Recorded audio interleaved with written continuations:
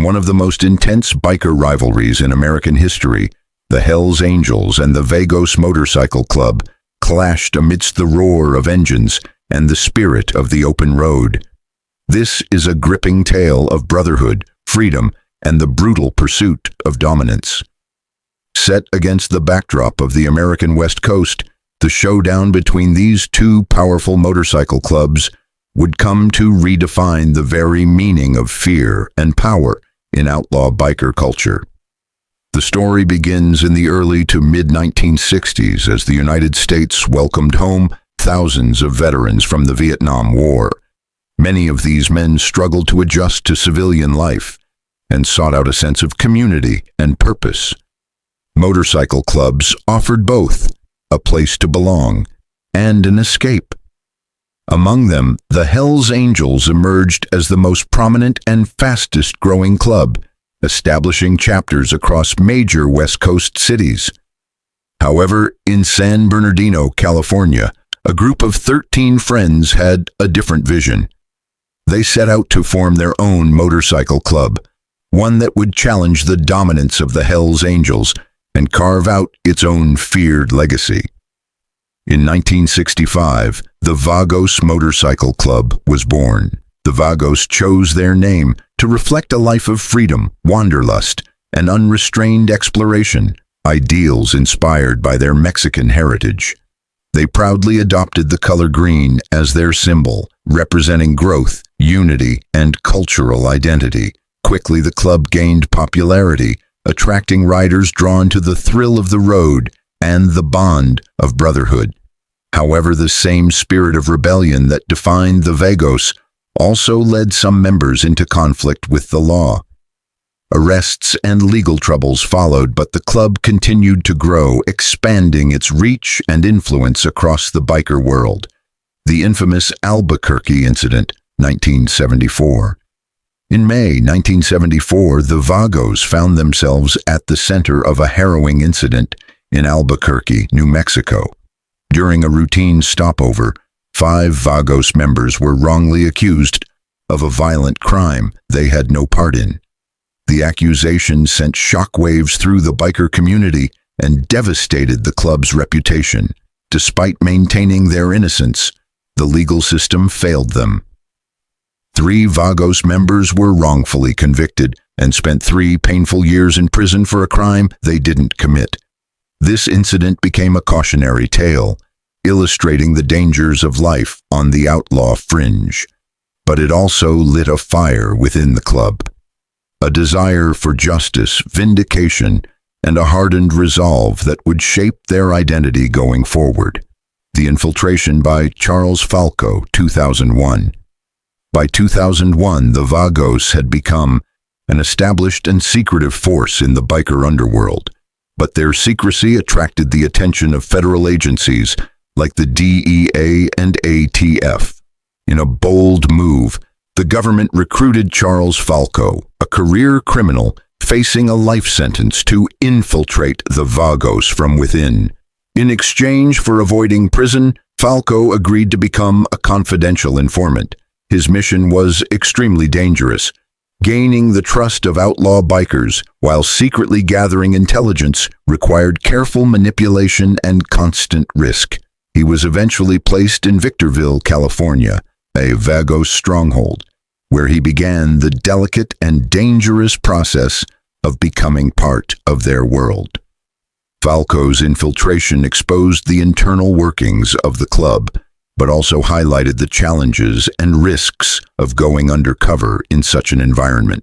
One wrong move could have cost him his life.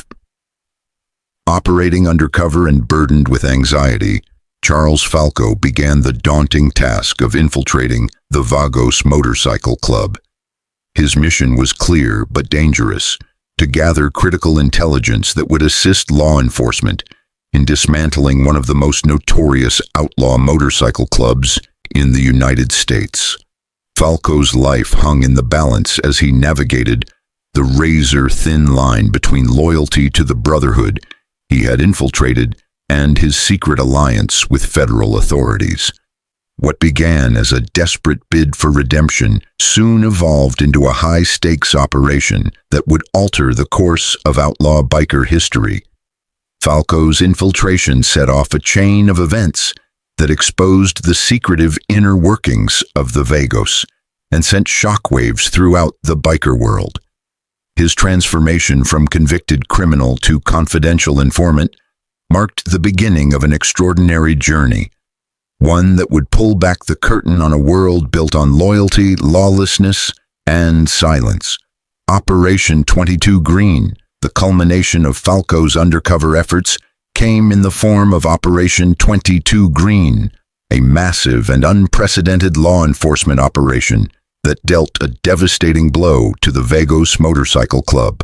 Armed with intelligence from Falco and fellow informant George Rowe, the Bureau of Alcohol, Tobacco, Firearms, and Explosives, ATF, launched a coordinated takedown. The result was the arrest of 62 Vagos members, marking one of the most successful anti-gang operations in California's history. Operation 22 Green didn't just weaken the Vagos, it sent a powerful message to outlaw motorcycle clubs across the country. Clubs that had once operated under a veil of secrecy were suddenly forced to confront the reality that informants could be lurking within their ranks. Suspicion and paranoia took root, and the once tightly knit communities began to fracture under the weight of internal doubt and heightened scrutiny. The operation underscored the growing capabilities of law enforcement when supported by strategic intelligence and insider access. As the dust settled, the landscape of American biker culture was permanently altered. Clubs across the nation tightened recruitment processes, beefed up internal security, and operated with a newfound sense of caution. The rivalry with the Hells Angels. Despite the devastating setbacks, the Vagos Motorcycle Club emerged from the chaos with renewed determination, particularly in their long-standing feud with the Hells Angels. The rivalry between these two outlaw clubs had always simmered just beneath the surface. But after Operation 22 Green, tensions boiled over. Clashes erupted in cities like Santa Cruz, Reno, and other parts of California.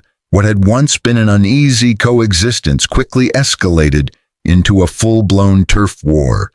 These violent confrontations marked a turning point in outlaw biker history. The struggle for dominance and control replaced any semblance of peace between the clubs.